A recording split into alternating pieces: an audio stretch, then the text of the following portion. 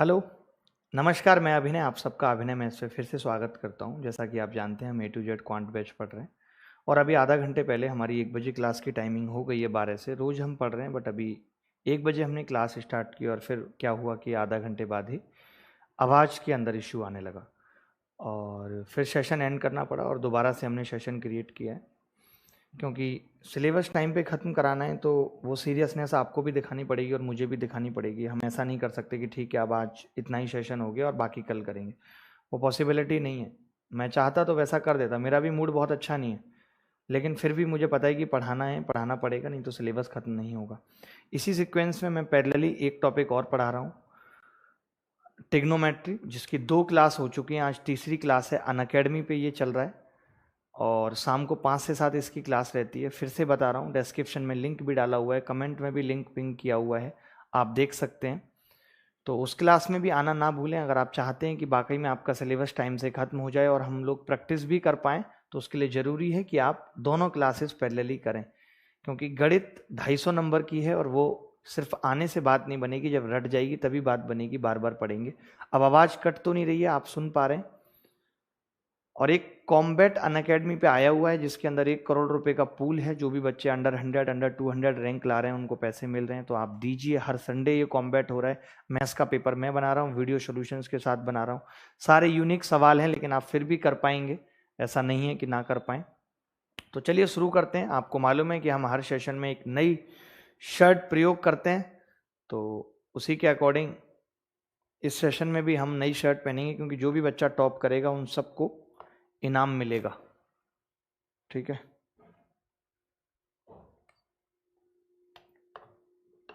तो चलिए आगे बढ़ते हैं।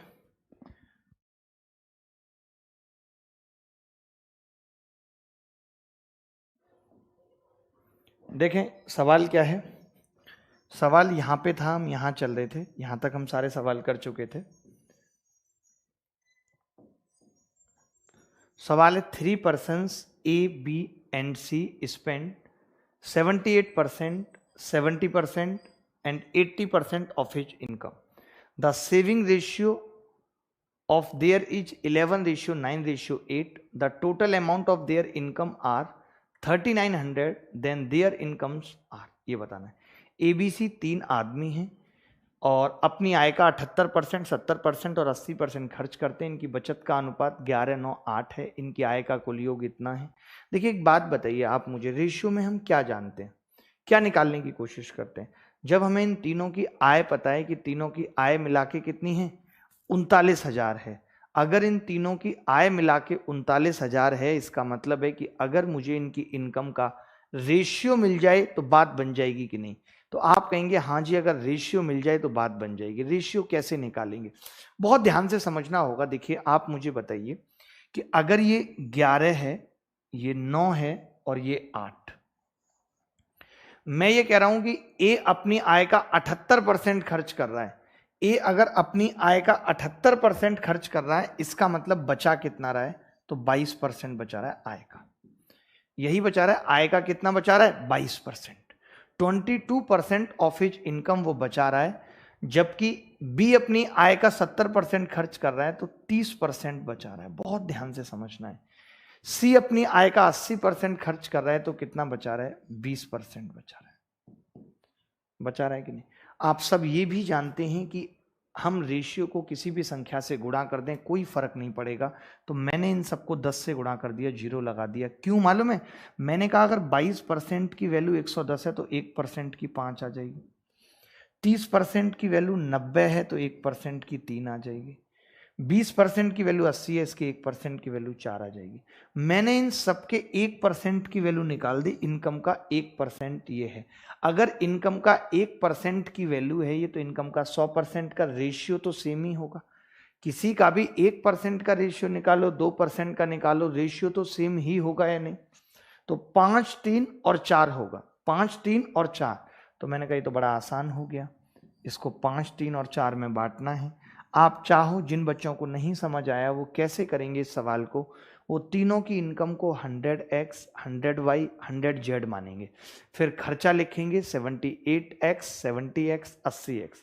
फिर सेविंग लिखेंगे 22x, 30x, 20x, फिर उसको 11 के बराबर, 9 के बराबर, 8 के बराबर करेंगे तो वहां से XYZ सेम आएगा कि जब आप XYZ का रेशियो निकालेंगे तो 5, 3, 4। मैंने छोटे तरीके से कर दिया। मैंने क्या करा कि 78% ये अपनी आय का खर्च कर रहा है, तो 22% बचा जो इसकी सेविंग है, जो 11 के बराबर है, 30% 9 के, 20% 8 के। हमने देखा टोटल कितना हो गया ये, तो आप कहेंगे जी टोटल है 5 और 4, 9 और 3 12 है। 5, 3, 4 ही आ रहा है ना, 12 है। 12 कट पाएगा इससे, कट पाएगा बिल्कुल। 12 की वैल्यू सवाल में कितनी है? 39,000 है। 39,000। तो मैंने क्या किया, 4 की निकाली पहले, तो 3 से भाग करके 13,000 आ गई। इन्होंने किसकी पूछी है मुझसे? अलग अलग आय पूछी। अगर बी की पूछता तो सीधी 13,000 थी, 13,000। अगर मैं इसको 4 से भाग कर लेता, 4 से, तो 3 की वैल्यू आ जाती। 4 से करता तो 4 नीम 36, 3 बचेगा, 4 सत्ते 28। कितना बचेगा? 4 नीम 36, 4 सत्ते 28, 4 पंजे 20, 9750। यानी 3 की वैल्यू कितनी आ गई? 9750 इसकी इनकम है। अब आप चाहो तो 5 की कैसे निकाल सकते हो? 39,000 में से इन दोनों को घटा दो। 26,000, 26 में से 10,000 जाएगा, 16,250। 5 की आ जाएगी 16,250, तीनों की आ गई। यही उत्तर है इस सवाल का। बहुत प्यारा सा सवाल था, प्यारा सा इसका उत्तर है।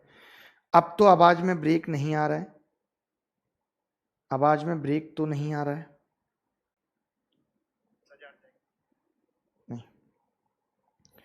अब देखिए होगा क्या कि कम लोग ही जुड़ पाएंगे, क्योंकि मैसेज सब तक नहीं पहुंचेगा। ये सबसे बड़ी दिक्कत होती है जब हम इस तरीके से इंस्टेंट सेशन क्रिएट करते हैं। बट आप भी जानते हैं कि हमारे फर्ज हैं, हमें इससे कोई मतलब नहीं है। मैंने पहले भी ये बात कही है, हमें इस बात से कोई मतलब नहीं है कि कितने व्यू हैं, कितने सब्सक्राइबर हैं, कितने लाइक्स हैं, नहीं।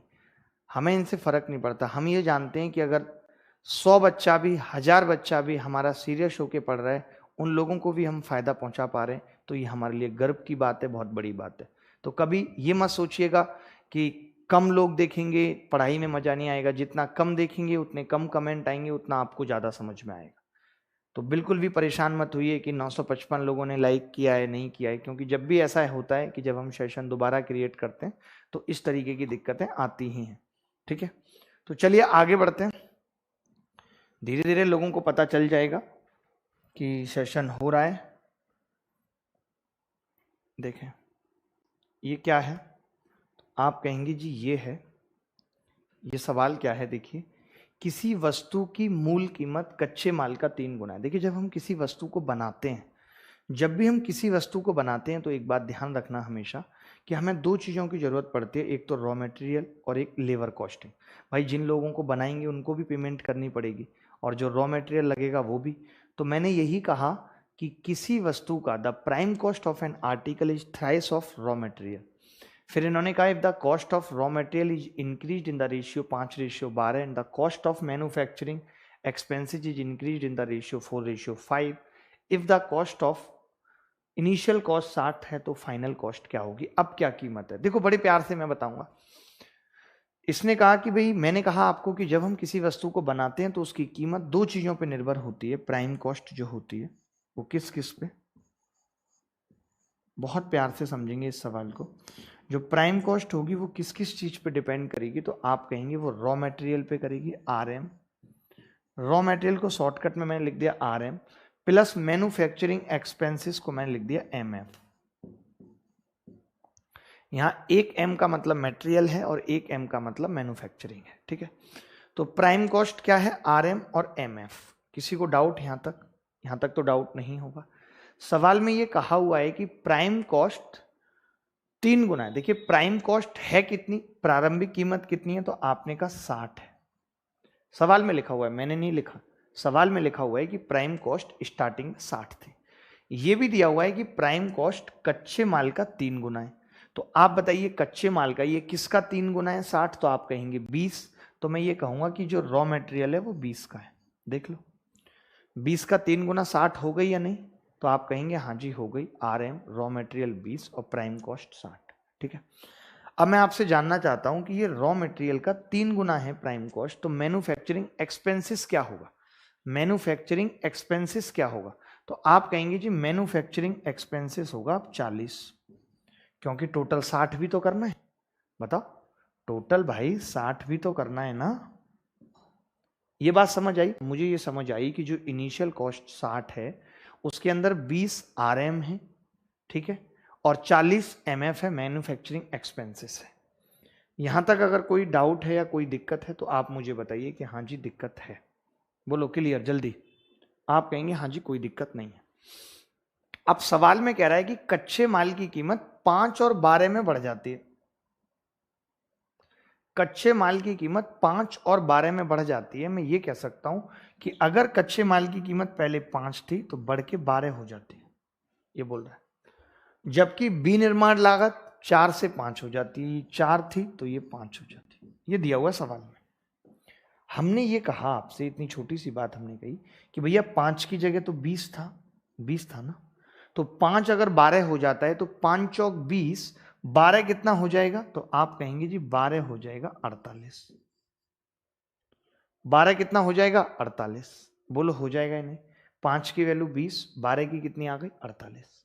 फिर हमने कहा जी 4 की जगह 40 है, तो 5 की जगह कितना होगा? 50। 5 की जगह कितना होगा? 50। तो मैंने कहा 5 की वैल्यू 20 है, 12 की 48 होगी, 5 का कितना होगा? 50। तो जो कीमत पहले 60 में काम चल जा रहा था वो अब 48 और 50 मिला के कितना बैठेगा? 98। यही सवाल का आंसर है। देखिए जैसे जैसे सवाल में बोलता गया वैसे वैसे मैं करता गया, कुछ भी मुश्किल नहीं था। मैं एक बार फिर से समझाना चाहूंगा, आप कमेंट करके बताते रहें कि आवाज कट तो नहीं रही या कोई और समस्या बच्चों को तो नहीं आ रही।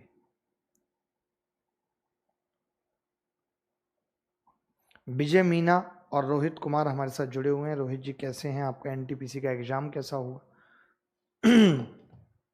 तो फिर से बता रहा हूं इस सवाल को। सवाल में यह था कि प्रारंभिक कीमत 60 है प्राइम कॉस्ट, और प्राइम कॉस्ट रॉ मटेरियल का 3 गुना है, यानी ये 20 का 3 गुना 60 है। तो मैन्युफैक्चरिंग एक्सपेंसेस कितना रह गया? 40। तो ये 20 और ये 40 है, ठीक है। अगर ये 20 और 40 है तो मैंने कहा कच्चे माल की कीमत 5 से 12 हो रही है, यानी 5 की वैल्यू 20 है तो 12 वाली 48 हो जाएगी।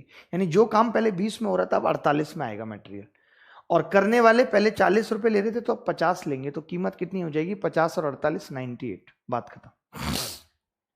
आगे बढ़ते हैं। आप ये सवाल देखिए, बहुत प्यारा सवाल है। ऐसे 2 सवाल हम करेंगे, दोनों के तरीके आपको जानने होंगे। ये सवाल देख लीजिए, पहले पढ़ लीजिए क्या है सवाल। सवाल कह रहा है कि the ratio of income of A B and C is 4:5:6। नहीं, 11, 9 और 13 है, करेक्शन करना होगा। 11, 9 और 13 है, ठीक है। And the ratio expenditure is 2:3:4। Saving of B is 1/3 of its income, then find the ratio of their saving. ABC की आय का अनुपात 11, 9, 13 है तथा इनके खर्च का अनुपात 2, 3, 4 है। बी अपनी आय का 1/3 बचाता है, तो एबीसी की बचत का अनुपात क्या होगा ये आपको बताना है। जल्दी बता पाएंगे? कोई भी आप में से बता पाएगा या नहीं? देखिए बड़ा प्यारा सा सवाल है। पहले मैं लिख लेता हूं इनकम। मैंने लिख लिया इनकम कितनी है, तो आपने कहा 11, 9 और 13।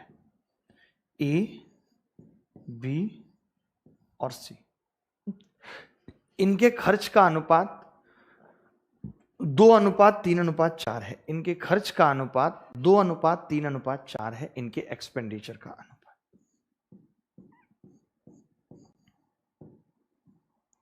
इनके एक्सपेंडिचर का अनुपात क्या है? 2:3:4, ठीक है।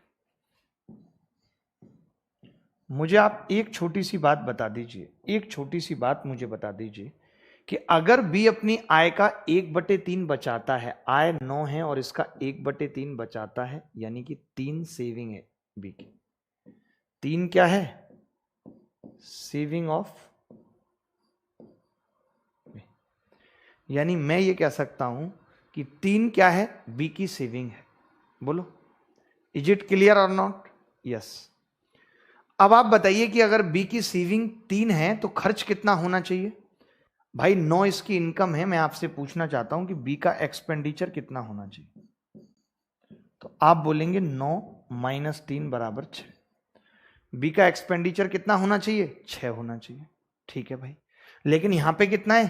3। तो मुझे इसको चेंज करना पड़ेगा, इसको 6 बनाना पड़ेगा, 2 से गुणा करके। 4 6, बस सवाल खत्म हो गया। इनकम 11, एक्सपेंडिचर 4, सेविंग कितनी आ जाएगी? 7। इसकी कितनी आ जाएगी? 9 में से 6 गए 3। इसकी कितनी आ जाएगी? 13 में से 8 गए 5। 7 3 5 विल बी द आंसर। अब आप एक ही कंडीशन आपको सवाल में दे रखी थी कि बी अपनी आय का 1/3 बचाता है, तो आपने देख लिया कि 9 इसकी आय थी, बचा कितना रहा है? 3। बात खत्म हो गई। बोलो भाई, बात खत्म हो गई या नहीं? बोलो बोलो बोलो। 1800 लोगों ने हमें प्यार भेजा है, पसंद किया है, उन सब के हम आभारी हैं।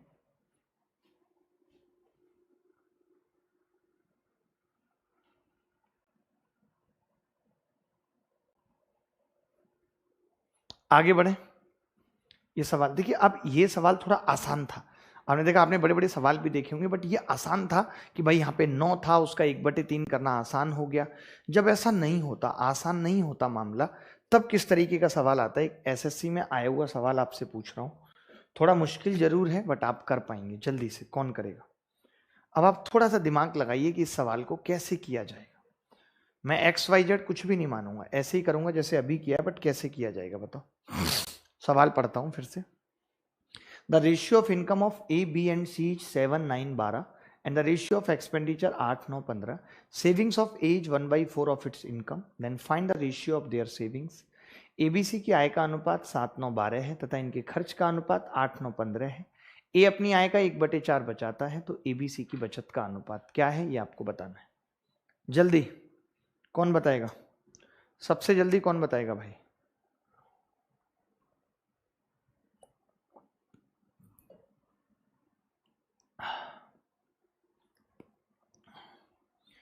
एबीसी की आय का अनुपात, ठीक है, और ए अपनी आय का 1/4 बचाता है, ठीक है।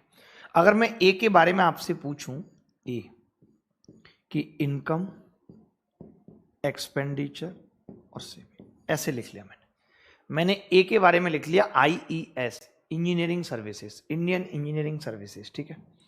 आपको बोला है कि ए अपनी आय का 1/4 बचाता है, यानी इसकी आय 4, बचत 1, खुद बोला है, तो सेविंग कितनी, एक्सपेंडिचर कितना आ गया? सवाल में बोला हुआ था कि ए अपनी आय का 1/4 बचाता है, तो मैंने देखा कि अगर इनकम 4 है, सेविंग 1, तो एक्सपेंडिचर 3, यानी हम ये कह सकते हैं कि ए का एक्सपेंडिचर और इनकम का रेशियो ये होगा 3 4 या 4 3, ठीक है, होगा। अब मैंने कहा लेकिन सवाल में तो ऐसा नहीं दिया हुआ, तो आपने कहा अगर सवाल में ऐसा नहीं दिया हुआ तो हमें ऐसा बनाना पड़ेगा, ए बी और सी। यहां पे हमने इनकम लिखी, यहां पे हमने एक्सपेंडिचर लिखा, तो आपने कहा जी ये मुझे दे रखा है सवाल में 7 9 12 और ये मुझे दे रखा है 8 9 15, तो मैंने कहा मैं ये कैसे बनाऊंगा? तो आपने पता एक बात कही कि ऐसा करो यार, पहले तो आप इक्वल बनाओ ए को। हमने कहा इक्वल बनाने के लिए इसको 8 से गुणा करनी पड़ेगी, इसको 7 से। अब दोनों इक्वल हो जाएंगे, एक एक अनुपात आ जाएगा, 56 56 हो जाएंगे, एक एक रेशियो आ जाएगा। आपको चाहिए कितना? 4 और 3। तो अब ऐसा करो, ऊपर वाले को 4 से कर लो, नीचे वाले को 3। अगर आप ऐसा करते हो, अगर आप 4 और 3 ऐसा करते हो, तो आप समझ लो कि ए की इनकम और एक्सपेंडिचर का अनुपात 4 और 3 का अनुपात होगा। बोलो भाई, बताओ। अगर कोई चीज नहीं समझ आई है तो पूछ सकते हो, कह सकते हो। आज 9 मार्च है। शुभम शुक्ला हमारे साथ जुड़े हुए हैं, मथुरा से बिलोंग करते हैं। अरुण कुमार हमारे साथ जुड़े हुए हैं। ओमकार नाथ कुमार हमारे साथ जुड़े हुए हैं। पोएट राजशेखर, श्रद्धा राजपूत, बहुत ही सुंदर श्रद्धा, ठीक है। पढ़ने के बाद छोटा करेंगे सवाल को। अभी आपको समझ में आ गई कि इस वाले को 8 और 4 से गुणा करना है, इसको 7 और 3 से करना है। अब मैंने कहा थोड़ा मुश्किल तो है, देखिए कोई बात नहीं, ज़्यादा मुश्किल कुछ भी नहीं है। कैसे होगा, इस चीज़ को उठा के थोड़ा सा सरकाना पड़ेगा, सरका लेते हैं।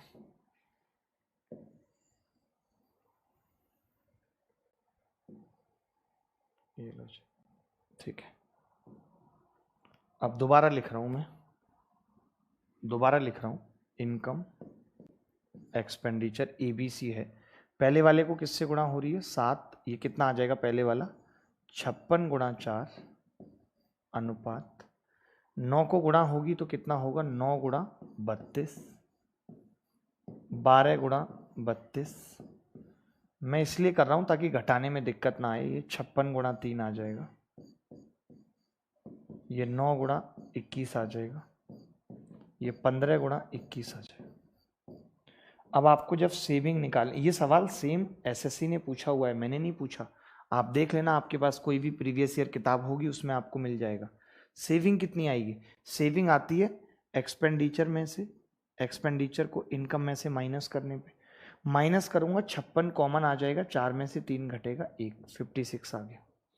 इसमें 9 कॉमन लूंगा और 32 में से 21 घटेगा 11, 99 आ जाएगा।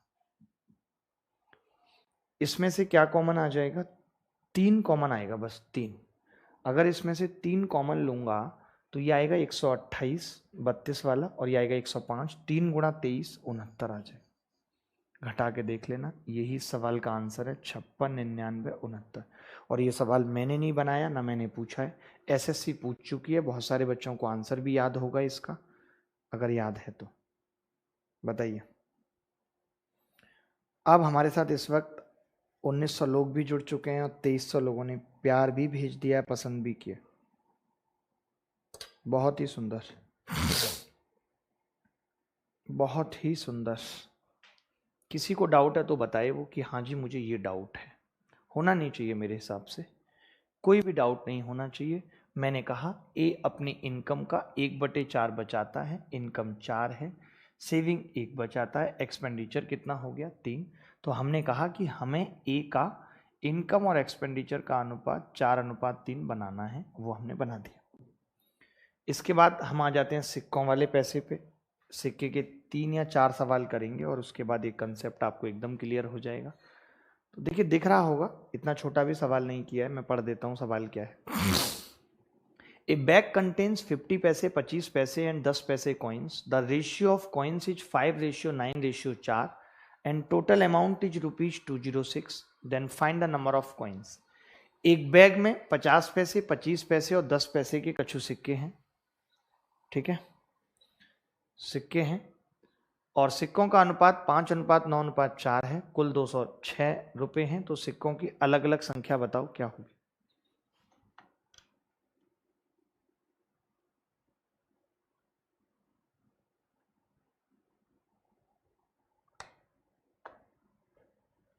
ठीक है, चलिए, जब भी कभी ऐसा सवाल आता है, देखिए एक चीज, मैंने 2 सवाल क्यों लिए हैं एक ही तरीके के, ये बताने के लिए कि अगर मामला 25 पैसे से भी नीचे गिर जाए, हमारे आपके टाइम से पहले की बात की जाए, 10 पैसे और ये सब, तो फिर हम उसे पैसे में ही रहने देंगे, रुपए में बनाने की कोशिश नहीं करेंगे।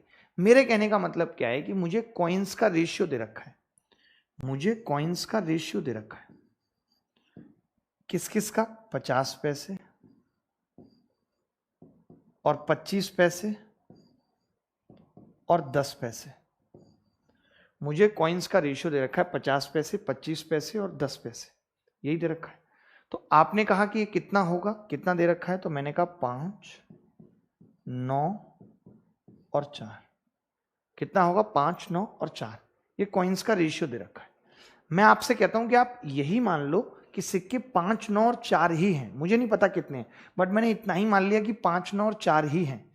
तब फिर अमाउंट कितना होगा, अमाउंट, मैंने पूछा अमाउंट कितना होगा, तो आपने कहा जी अमाउंट होगा, 5 सिक्के अगर 50 पैसे के हैं तो 250 पैसे, 25 पैसे के अगर 9 सिक्के हैं तो 225 पैसे, 10 पैसे के अगर 4 सिक्के हैं तो 40 पैसे, 40 पैसे, 250 पैसे, 225 पैसे, 40 पैसे। तो टोटल कितना आ गया? टोटल कितना आ गया? टोटल आ गया 250, 225, 40, 515 पैसे आ गया। टोटल आ गया जी 515 पैसे हमारे हिसाब से। मैंने कहा जब मैंने ये मान लिया कि 50 पैसे के सिक्के 5, 25 पैसे के 9, 10 पैसे के 4, तो टोटल अमाउंट मेरे पास 515 पैसे आया, जबकि ये सच्चाई नहीं है। मेरे पास टोटल 206 रुपए। इस 206 रुपए के अगर मैं पैसे बना लूं तो 206 पे 2 जीरो आ जाएंगे।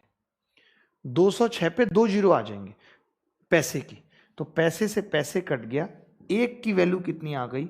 515 चौका 40। यानी मुझे ये पता चला कि जो सिक्के मैंने माने थे उस हिसाब से जो अमाउंट आया है और जो टोटल अमाउंट सवाल में दे रखा है वो 40 गुना है, 40 टाइम्स है। तो अगर वो 40 गुना है इसका मतलब सिक्के भी क्या है? 40 गुने हैं। तो 5 की वैल्यू कितनी होगी? 40 पंजे 200, 200 सिक्के होंगे। 9 की वैल्यू कितनी होगी? 9 चौक 36, 360। 4 की वैल्यू कितनी होगी? 160। बात खत्म। 200, 360 और 160 विल बी द आंसर। 50 पैसे के सिक्के 200, 25 पैसे के 360, 10 पैसे के 160। That is correct, that is correct.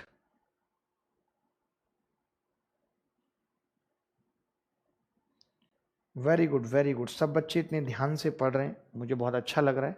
एक और सवाल सिक्कों पे। मैंने क्या कहा कि जरूरी नहीं है हर बार आप पैसे ही लें, उत्तर सबसे सेम आएगा।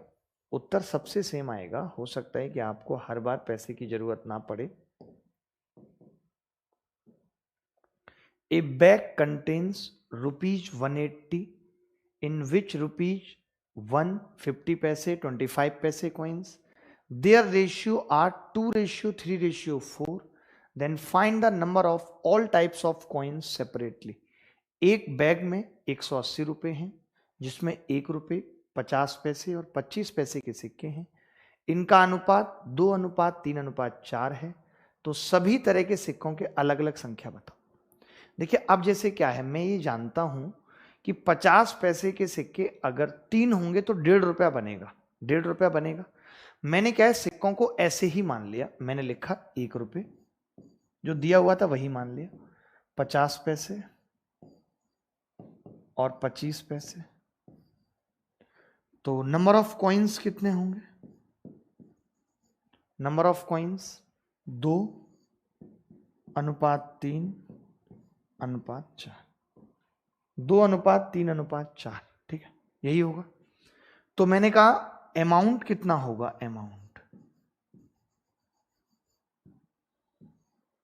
अमाउंट कितना होगा? तो आपने कहा 2 रुपए, 2 सिक्के 1-1 रुपए के 2 रुपए, 3 सिक्के 50-50 पैसे के 1.5 रुपए, 4 सिक्के 25 पैसे के 1 रुपया। यानी टोटल अमाउंट आ गया 4.5 रुपए। हमने अब की बार पैसे में चेंज नहीं किया, हमने रुपए से ही निकाल दिया 4.5 रुपए। जबकि यही अमाउंट सवाल में कितना दे रखा है? 180 रुपए। यही अमाउंट सवाल में कितना दे रखा है? 180 रुपए। अगर ये 180 रुपए है तो 4.5 से 18 कितनी बार कटता है? 4 बार। 1 जीरो और है 40। 1 की वैल्यू 40 आ गई। मुझे ये पता चल गया कि जो अमाउंट मेरा आया है और जो सवाल में दिया हुआ है वो 40 गुना है। यानी कि जो सिक्के मैं मान रहा हूं सिक्के उतने नहीं है, उससे कितने हैं? 40 गुने हैं। यानी जो 2 वाले हैं वो कितने हैं? 80। जो 3 वाले हैं वो कितने हैं? 120। जो 4 वाले हैं वो कितने हैं? 160। ये उत्तर। अभी तक जो हमने सवाल किए, अभी जो 2 सवाल हमने सिक्के पे किए, उसमें हमें अमाउंट दिया है, अमाउंट, और सिक्कों का अनुपात दिया है। अगर ऐसा सवाल आ जाए जहां अमाउंट ना दे रखा हो और सिक्के दे रखे हो टोटल, कि सिक्के क्या होंगे, हमें अमाउंट ना दिया हो, सिक्के दे रखे हो, तब क्या होगा? अगर सिक्के दे रखे हो तो क्या होगा? तब हम उस सवाल को कैसे करेंगे ये बताना है। तब हम उस सवाल को कैसे करेंगे ये बताना है आपको। बता सकते हैं? तो चलिए पूछता हूं एक सवाल फिर इसी बात पे।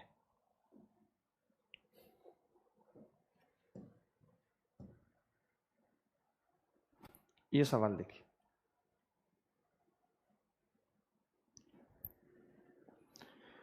A bag contains 25 पैसे, 50 पैसे and rupees 1 coins. There are 220 coins in all and the total amount in the bag is rupees 160. If there are thrice as many 1 rupees coins as there are 25 पैसे coins, then what is the number of 50 पैसे coins? ये सवाल थोड़ा सा अलग है, उससे पहले मैं चाहूंगा कि आप ये सवाल करें, ये सवाल करें। वो थोड़ा सा मुश्किल सवाल है, सीडीएस में आया हुआ सवाल है, उस पर बाद में जाएंगे, पहले आप ये वाला कर लीजिए। ये आसान पड़ेगा आपके लिए, इसमें नंबर ऑफ सिक्के दे रखे हैं टोटल। तो मैंने कहा एक बैग में 378 सिक्के हैं, 1 रुपये 50 पैसे 25 पैसे के। उन कॉइन्स की वैल्यू का अनुपात दे रखा है, इस बार कॉइन्स का अनुपात नहीं दे रखा, वैल्यू का अनुपात दे रखा है 13, 11 और 7। तो आपको बताना है नंबर ऑफ 50 पैसे कॉइन्स क्या होंगे। जल्दी, सबसे फास्ट कौन बताएगा? मैं कमेंट देख रहा हूं आपके, कौन बताएगा सबसे फास्ट? सोच ही रहा था कि छोड़ देता हूं सीजीएल की तैयारी, पर आज सुबह ही माँ का फोन आया, पूछ रही थी कब आ रहे हो इंस्पेक्टर साहब। वाह सर, एनटीपीसी के बारे में बताइए प्लीज, बहुत अच्छा पढ़ाते हो आतिफ क्रिएशन। देखिए मैं जितना अच्छा पढ़ाता हूं, आप लोग अपने रिश्तेदारों में या जो लोग भी तैयारी कर रहे हैं उन तक ये चीजें पहुंचाओ, सबको फायदा मिले, मुझे भी खुशी होगी। 2800 लोगों ने लाइक किया है, प्यार दिया है, बहुत अच्छा लग रहा है। देखो भाई, 1 रुपया 50 पैसा और 25 पैसे के 378 सिक्के। 1 रुपया 50 पैसे, 1 रुपया 50 पैसे और 25 पैसे के 378 सिक्के। इनकी वैल्यू क्या है? वैल्यू अमाउंट क्या है?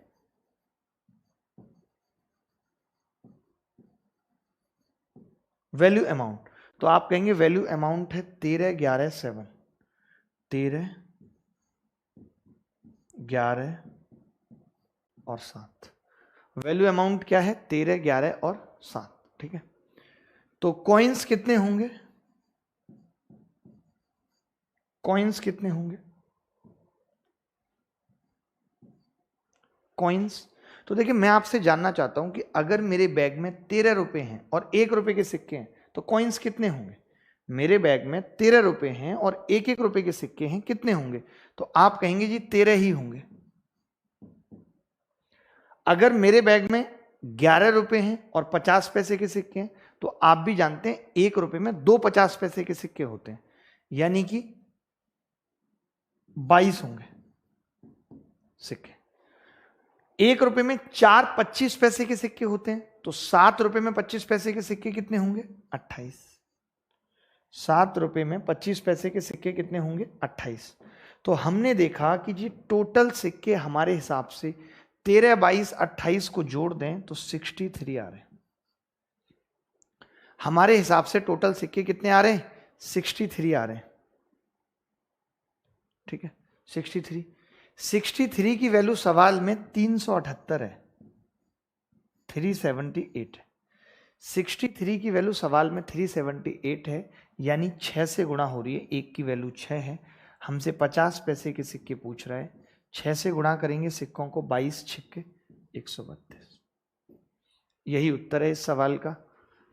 उम्मीद करता हूं कि सबको समझ आ गया होगा। इसके बाद जो सवाल लेने जा रहे हैं वो वाकई में टिपिकल सवाल है, सीडीएस में आया हुआ है, उसमें अमाउंट भी है और सिक्के भी हैं। थोड़ा सा कंफ्यूजन वाला सवाल है, तो कौन उस सवाल को करेगा देखना होगा। देखिए ये सवाल देख लीजिए। ए बैग कंटेन्स 25 पैसे, 50 पैसे, 1 रुपया coins. There are 220 coins in all and the total amount in the bag is rupees 160. If there are thrice as many 1 rupees coins as 25 पैसे coins, तो what the number of 50 पैसे coins? देखिए कैसे करें इस सवाल को। इन्होंने एक बात छोटी सी कह दी कि 1 रुपए के सिक्के, 50 पैसे के सिक्के, 25 पैसे के सिक्के। मैंने कहा कि मैं 25 पैसे के सिक्कों को ऐसा कुछ मानूंगा जिससे कंप्लीट रुपया बन जाए। तो आपको भी पता है कि 1 रुपए में 4 25 पैसे के सिक्के होते हैं। कितने होते हैं? 4। अगर 1 रुपए में 4 25 पैसे के सिक्के होते हैं, इसका मतलब हुआ कि अगर 25 पैसे के सिक्कों की संख्या 4 के मल्टीपल में होगी तो हम कंप्लीट रुपया बना पाएंगे। तो मैंने क्या कहा फिर यहां पे, मैंने कहा कि भाई 25 पैसे के सिक्के 4 मान लीजिए, 4x मान लीजिए। अब 1 रुपए के सिक्के इसका 3 गुना है, अगर मेरी इंग्लिश ठीक है तो 3 गुना यानी कि 12x है। ये मैं कॉइन्स लिख रहा हूं, कॉइन्स। कोई बच्चा मुझे बता सकता है कि 50 पैसे के सिक्के कितने होंगे? आप कहेंगे जी टोटल सिक्के हैं 220। टोटल सिक्के कितने हैं? 220। अगर टोटल सिक्के 220 हैं तो 50 पैसे के आ जाएंगे 220 माइनस 16x।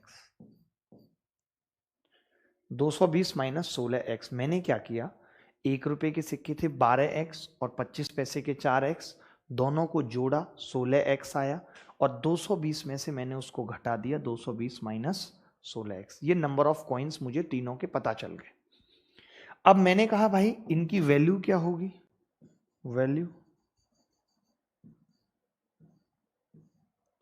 वैल्यू इनकी क्या होगी?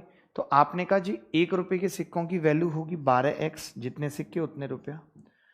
50 पैसे वाले क्या होंगे? आधे हो जाएंगे। 1 रुपए में 2 50 पैसे होते हैं, अगर 8 50 पैसे के सिक्के हैं तो 4 रुपए बनेंगे, तो ये होगा 110 माइनस 8x। ठीक है। 25 पैसे के आप जानते हैं x होंगे, 4 से भाग लग जाएगा। टोटल अमाउंट कितना दिया हुआ है सवाल में? ये रहा 160 दिया हुआ है। अब मुझे तो यहां से x ही निकालना था, वही मेरा ध्येय है। तो आपने कहा 12 में से 8 गए, 4 और 1 5x बराबर आ गया 50। तो x कितना आ गया? 10। x अगर 10 है तो 50 पैसों के सिक्कों की संख्या है 220 माइनस 16x यानी 16 गुणा 10 160, तो 60 सिक्के आ गए। यही आंसर है, 60 सिक्के। किसी को भी सिक्के में डाउट है या कुछ भी है तो वो पूछ सकता है, कह सकता है कि हाँ जी मुझे ये डाउट है। Most common questions of ratio proportion SS, बहुत अच्छे तरीके से मैं समझाने की कोशिश कर रहा हूं हर एक बच्चे को। ये हो गया सवाल। अगला सवाल, ये सवाल देखिए मैं बड़े अच्छे अंदाज से आपको बताऊंगा। कुछ लोग इसमें एलिगेशन लगाते हैं, कुछ कोई और लगाता है। मैं इसमें कुछ नहीं लगाऊंगा, बस थोड़ा सा एवरेज आपको सिखाऊंगा और ऐसे 2 सवाल करेंगे ताकि आगे कभी भूमि या जल पे सवाल आता है या नीले रंग और पीले रंग पे सवाल आता है जैसा 2016 मेंस में आया तो हम कर पाए। इसको देख लीजिए। On the whole surface of earth the ratio of land and water is 1:2। The land and water in northern hemisphere is ratio 2:3. Then what is the ratio of land and water in southern hemisphere? संपूर्ण पृथ्वी पर भूमि और जल का अनुपात 1:2 है। उत्तरी अर्धगोला पर यह अनुपात 2:3 है। देखिए पूरी पृथ्वी पर दे दिया। ठीक है, तो मैं क्या करता हूं, मैं बना लेता हूं पूरी पृथ्वी। ये लो, इसमें 2 गोले हैं, ये अर्धगोले। इन दोनों का टोटल दिया हुआ है 1:2। इसका अकेले का कितना है? 2:3। और इसका अकेले का पूछ रहा है। तो बस मैं इतनी सी बात आपको कहना चाहता हूं कि टोटल का निकल के आता है, टोटल का अनुपात, टोटल का रेशियो बराबर होता है दोनों के रेशियो का एवरेज। दोनों के रेशियो का एवरेज, एवरेज ही तो होगा भाई। बस इतनी सी बात आपको समझनी है, यानी इन दोनों का एवरेज होता है ये। तो पहले आप इक्वल बना लो। तो मैंने कहा अगर मैं इक्वल बनाऊंगा तो ये 5 है टोटल और ये 3 है। तो इक्वल बनाने के लिए इसको 3 से गुणा करना पड़ेगा, तो ये आ जाएगा, ये कितना आ जाएगा? 3 दूनी 6 और 3 तिया 9। इसको 5 से गुणा करना पड़ेगा, 5 एकम 5, 5 दूनी 10। बस अब मैं इतनी सी बात आपसे पूछना चाह रहा हूं, बस जरा सी बात, कि इसका और जो यहां पे आएगा का एवरेज होता है, का एवरेज होता है ये। तो आप बताओ 6 के साथ ऐसी क्या संख्या लूं जिसका एवरेज 5 आ जाए? तो आप बोलेंगे 4। 6 और 4 का एवरेज 5। 9 के साथ क्या संख्या लूं कि 10 आ जाए एवरेज? तो आप कहेंगे 10 एवरेज का मतलब सम 20 आ रहा है। तो यहां 9 है तो यहां 11। यही आंसर है और यही इस सवाल को करने का बेस्ट तरीका है। कुछ करना ही नहीं है आपको। क्या करना है, पहले इन दोनों को बराबर करना है। फिर मैंने कहा इसका एवरेज होता है ये, तो आपने कहा कि आप ज्यादा से ज्यादा इतना भी कर सकते हो अगर आपको लगता है।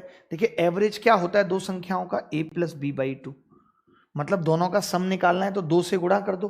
तो कई बच्चे इंटेलिजेंट होते हैं, वो क्या करते हैं इसको सीधे 2 से और गुणा कर लेते हैं, 10 और 20, और फिर कह देते हैं कि इसका इसका जोड़ 10 आएगा तो ये 6, तो ये 4, ये 9 है, और 20 आएगा तो ये 11 है।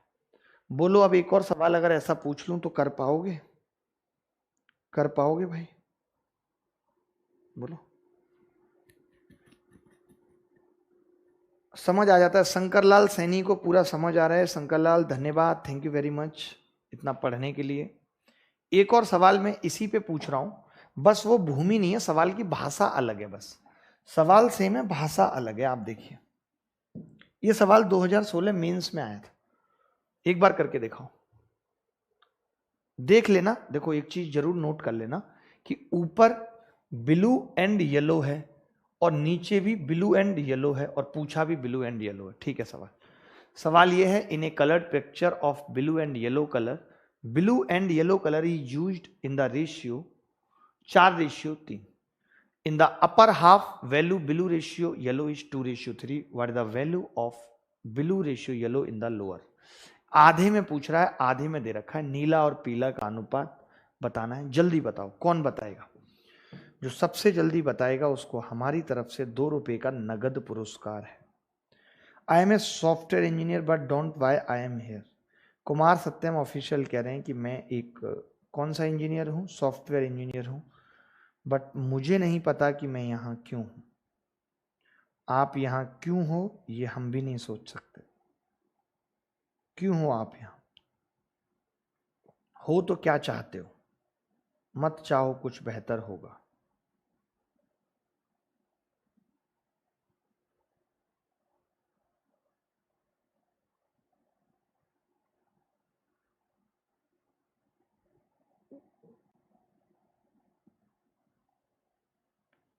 देखिए फिर से बता रहा हूं, एक गोला बना लीजिए। गोला ना भी बनाए, जैसे किसी का मन है कि मैं गोला नहीं बनाऊंगा, तो ऐसे 2 पार्ट बना लीजिए, 2 पार्ट कर दीजिए इसके। तो नीले और पीले रंग का उपयोग 4:3 में किया जाता है। नीला यानी कि ब्लू, पीला यानी कि येलो। रेशियो कितना है? 4:3। ऊपरी वाले हिस्से में ब्लू और येलो का अनुपात क्या है? ब्लू और येलो का ऊपर वाले में अनुपात है 2:3। नीचे वाले में ब्लू और येलो का अनुपात पूछ रहा है, और मैंने कहा भी कि हमें कुछ नहीं करना, हमें एवरेज होता है। ये मैंने क्या बताया? ये एवरेज होता है। तो आपने कहा ये 7 है, टोटल 7, और मैंने कहा ये कितना है? तो आपने कहा ये टोटल 5 है। तो मैंने कहा इक्वल बना लेते हैं, इसको 7 से गुणा करते हैं तो 7 दूनी 14 और 7 तिया 21। इसको 5 से करते हैं, 5 चौक 20 और 5 तिया 15। बस। अब मैंने आपको क्या कहा? मैंने कहा कि ये इसका, इसका और इसका एवरेज होगा ये।